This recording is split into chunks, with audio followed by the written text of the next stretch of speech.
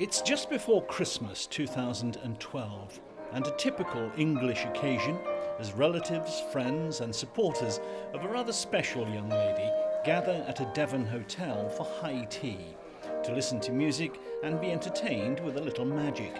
Near enough, but it's a Christmas one, so it's a dove.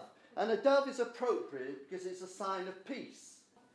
I think you've done it. Look at that. Wow. God, did you see that? Excellent. But this is more than a social get-together. Money raised here will go towards a fund to help young mothers a world away in a remote part of Kenya. Lizzie said to me that she's got some plans next year to go to Kenya for a month or so.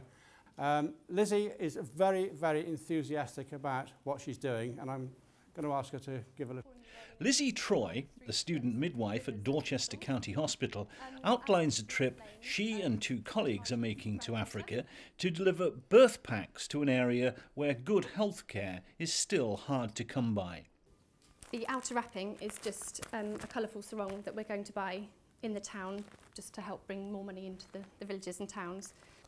They are really useful for holding the baby close to mum while she's feeding, keeping the baby warm as a towel, drying baby after birth, and they're, like I say, used all over the world, and even just that could be more than some mothers can afford. Inside, they will find the essential knitted hat, which have been very kindly donated by one of the local hospitals, by a team of women who knit lots of nice warm woolly hats and warm cardigans, very brightly coloured.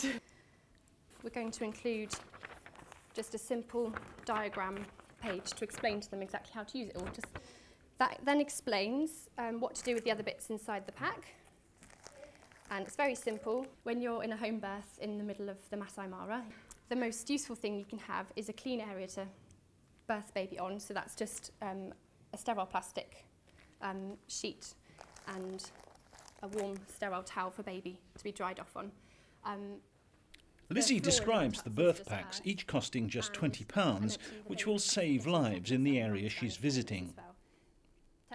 She's following in a family tradition, as her late grandmother, Marjorie Troy, was also a nurse during World War II in Southampton. Her uncle, Peter Troy, has volunteered to generate publicity.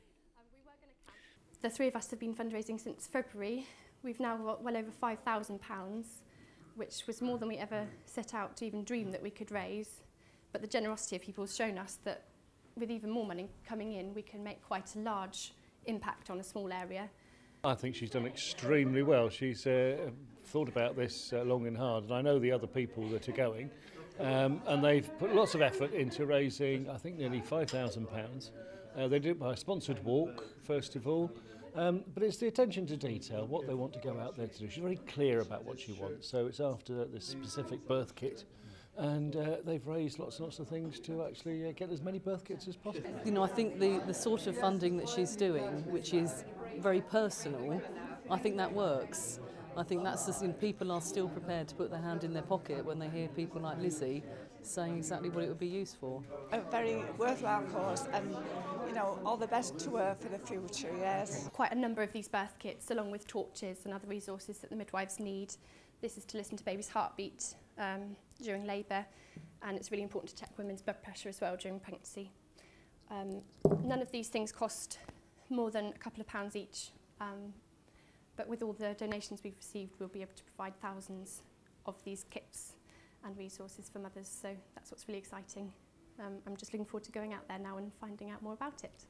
A great cause, well supported on this occasion, and an opportunity to spread the word about how others can help in such a worthwhile venture.